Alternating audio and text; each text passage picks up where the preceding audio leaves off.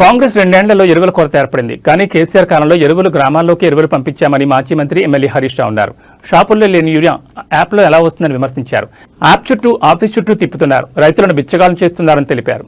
Bonus bogus అయింది, 1800 కోట్లు బకాయిందన్నారు. కాంగ్రెస్ ప్రభుత్వంలో రైతులకు చేసిన ఒక్క మేలుంటే చెప్పు అని తెలిపారు. సిద్దిపేట జిల్లా నంగునూరు మండలం నర్మెట గ్రామంలో ఆయిల్ ఫామ్ ఫ్యాక్టరీని మాజీ మంత్రి ఎమ్మెల్యే హరీష్ రావు సందర్శించారు. కాళేశ్వరంపై రేవంత్ రెడ్డి కక్ష కట్టారు. 60 కోట్లు ఇస్తే 2 లక్షల ఎకరాలకు నీళ్లు ఇవ్వచ్చని తెలిపారు. ఇప్పుడు కూడా కాళేశ్వరం నుంచి నీళ్లు తీసుకోవచ్చు, కావాలనే పగబట్టి కక్ష కట్టి నీళ్లు రాకుండా చేస్తున్నారు. హస్తం గుర్తు మొండి హస్తం గుర్తు అయిందన్నారు. కాళేశ్వరం కూలిపోతే 80,000 ఎకరాల్లో వరి పండుతుంది. రేవంత్ రెడ్డి నోరా మోరియా అని తెలిపారు. ఫామ్ ఆయిల్ ప్యాకింగ్ వెంటనే ప్రారంభించాలన్నారు. సిద్దిపేటలో 22,000 మంది రైతులకు రుణమాఫీ కాలేదన్నారు.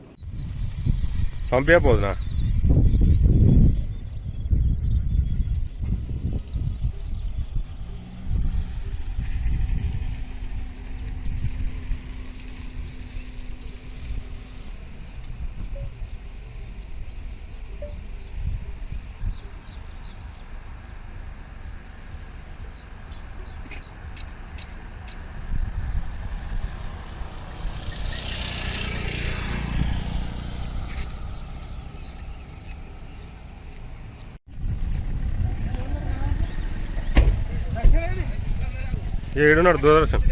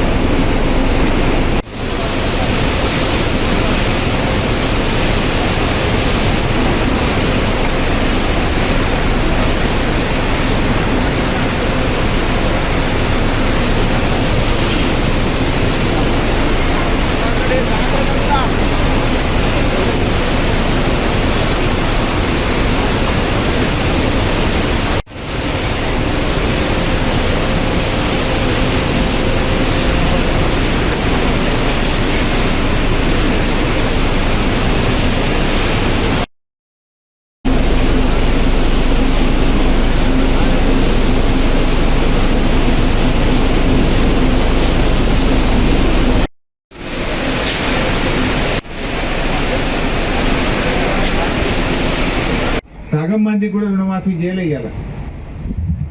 నేను అనుకుంటున్నా ఇది వస్తాడేమో నంగునూరుకు మొత్తం రుణమాఫీ కానీ రైతులందరినీ పట్టుకొచ్చి అడిగిపిద్దాం అనుకుంటున్నా. ఒక సిద్దిపేట కాన్స్టిట్యున్సీలో 22,000 మందికి రుణమాఫీ కాలే. 22,000 మందికి రుణమాఫీ కాలే.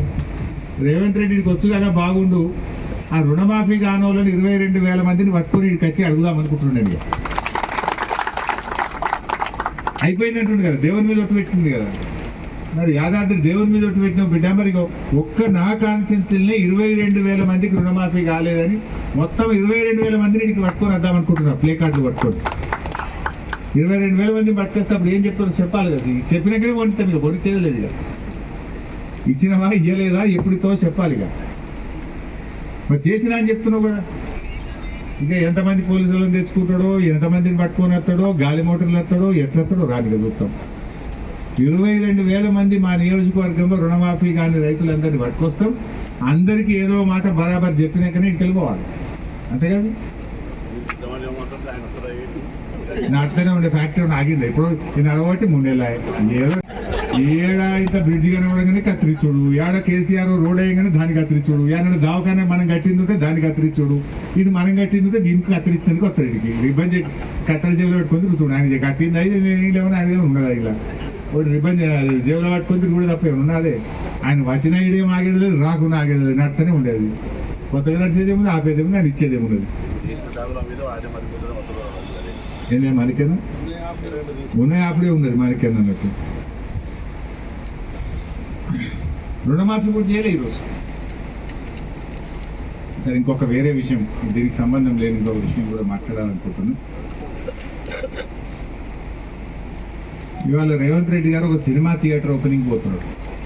పోనీ మంచిదే, సినిమా టాకీస్ ఎవరు అశోక్ నగర్లో పిలిచిండ్రట, రిబ్బన్ కత్తిరించినందుకు అశోక్ నగర్ పోతుండు cinema talkies inauguration. Revanth Reddy మరి పోతున్నాం అశోక్ నగర్, కానీ మరి ఎలక్షన్ల ముందు అదే అశోక్ నగర్లో సెంట్రల్ లైబ్రరీకి పోయినావు, యాదుకుందా?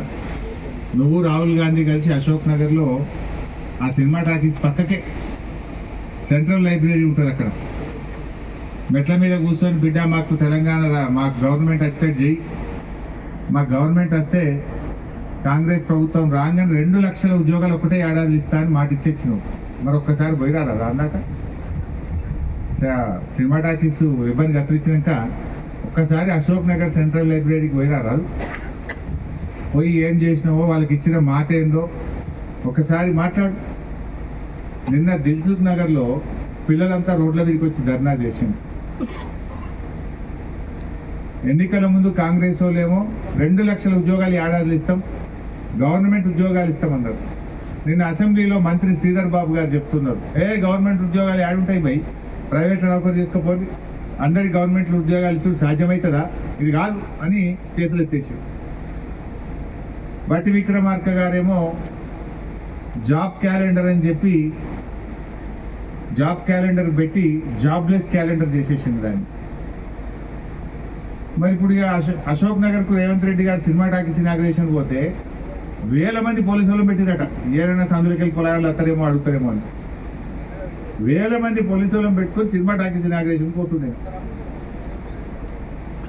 ఇప్పుడు నిన్న మొన్న దిల్సుఖ్ నగర్లో పిల్లలు పాపం ఏమైనాయి మా 2 లక్షల ఉద్యోగాలు, ఏమైంది మా జాబ్ క్యాలెండర్ అని అడిగితే వాళ్ళ ఈపులని వాయగొట్టింది, బూతులు తిట్టింది పోలీస్ అధికారులు. మనం చూసినాం సోషల్ మీడియాలో ఆ నిరుద్యోగ పిల్లల్ని నోటితో ఉచ్చరించలేని భాషలో బూతులు తిట్టుకుంటూ ఈపులన్నీ పగలగొట్టిండ్రు, రక్తాన్ని చిందించే విధంగా కొట్టిండ్రు పిల్లల్ని. ఇప్పుడేమో ఈయన అశోక్ నగర్ పోయి సినిమా టాకీస్ ఇనాగ్రేషన్ చేస్తారట. నేను రేవంత్ రెడ్డి డిమాండ్ చేస్తున్నా, సరే సినిమా టాకీస్కి పోతావా, యాడికి పోతావో నీ ఇష్టం, నేను దాని గురించి మాట్లాడా. కానీ అదే అశోక్ నగర్లో నువ్వు ఇనాగ్రేట్ చేసే సినిమా థియేటర్ పక్కనే అశోక్ నగర్ సెంట్రల్ లైబ్రరీ ఉంది.